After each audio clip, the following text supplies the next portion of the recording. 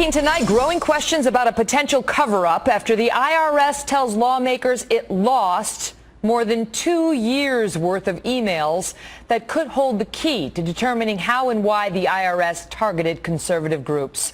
Welcome to the Kelly File, everyone. I'm Megyn Kelly.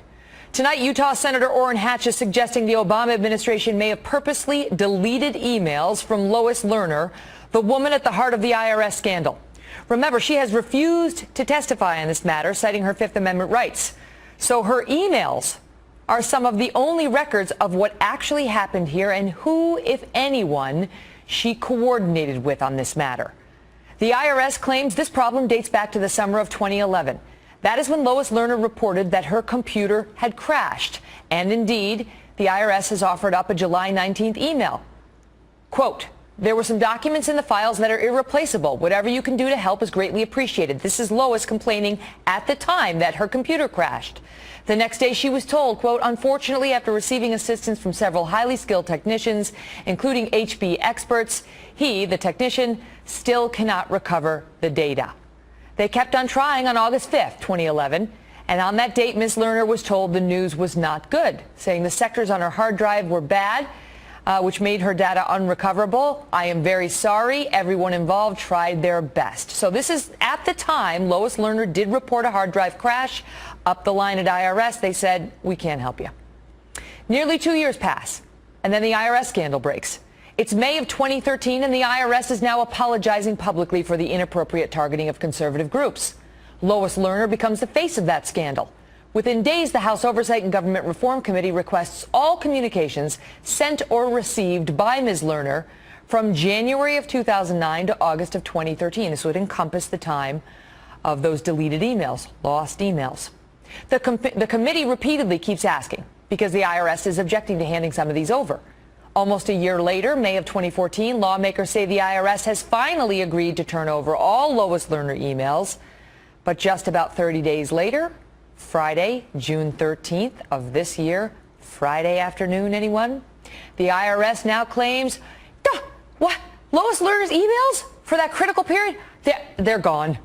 January 2009 to April 2011, more than 2 years worth of emails from the person at the heart of the scandal. Oh, they were deleted, and we swear they're not recoverable. Lawmakers are now outraged, asking why they're finding out about this more than a year into the investigation, noting the IRS now claims it cannot produce emails to or from Lois Lerner and outside agencies. They can get the ones from inside the IRS because they can go to other IRS employees. But for Lois's communications with, say, the White House, the president's political communications team, Treasury, DOJ, the Federal Election Commission, or the offices of some top Democrats, no, we're sorry, I don't know. We've got Fox team coverage tonight with Judge Andrew Napolitano, who's here on the legal issues and whether this is time now for a special prosecutor, as some are demanding. And we also have Chris Direwell with us, who is our Fox News digital politics editor. So I want to go through this. Let me start with you, Chris, on this, because when I first heard this, I thought, oh, sure, she had a computer problem. But I see the emails document that there was a computer problem Lois Lerner suffered back in it was August of 2011, where she stated, hey, I've got this problem, somebody help me.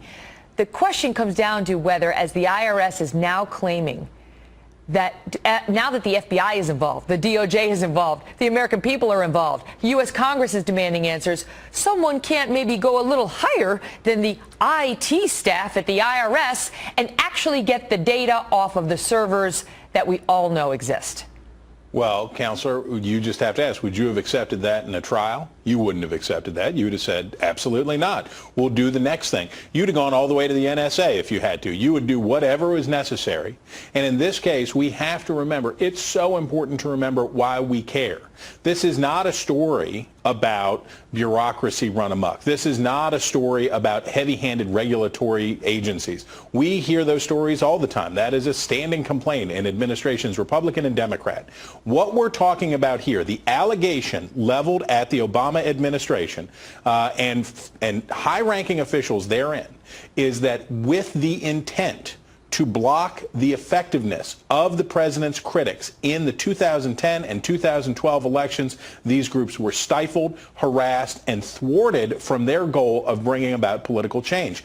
That is the most serious charge possible in a republic. When I look at the correspondence, and the IRS is telling Congress that basically it needs to pound sand because Ms. Lerner had a computer glitch happen back in August of 2011, they seem to be phrasing it based on the investigation the IRS did at the time revealed she had these hard drive problems. They claim that the servers that back up emails, well, they rewrite themselves every 6 months, and therefore 6 months after she had that glitch, everything would have been lost. Computer experts are telling us across the board that's just not true. That's not the way this federal government works. That's not the way servers work, and that this is not a claim to be believed. And so the question I have for you is, do you think now as a political matter this raises it, the Friday document dump, Chris? Friday afternoon, Friday the 13th, in the middle of Iraq de-escalating. Oh, by the way, 2 years of Lois Lerner's emails are irretrievable. Sorry. Do you think that all of that is not going to pass the smell test to the point where now special prosecutor is going to come on? Well, sometimes when there is so much to sniff, aromas get lost in the process. And this administration has had a pretty clear strategy of standing and waiting. What do you do? People demand, surely they must have a special prosecutor on this. Or surely, you remember Fast and Furious? Do you remember other things in the past? People said, well, surely at this point, they will have to take action. They will have to do something to answer the political pressure. And they never do, because what they found out is that if they stay it's like they found a bear in the kitchen. If they just stay very still, perhaps they will lose interest and move on and just go away. So they seem to do that every time. The problem here, and what may be different here, is that Lois Lerner and others may have individual interests that supersede the political ambitions of a lame duck president and his political team. I don't know. Quick question before I go to the judge. Now, the other way they can get Lois Lerner's allegedly deleted emails or allegedly lost emails, they can go to the White House and say, okay, White House, you give us everything from those two years between anybody on your team and Lois Lerner. Are they likely to cooperate with that, the administration?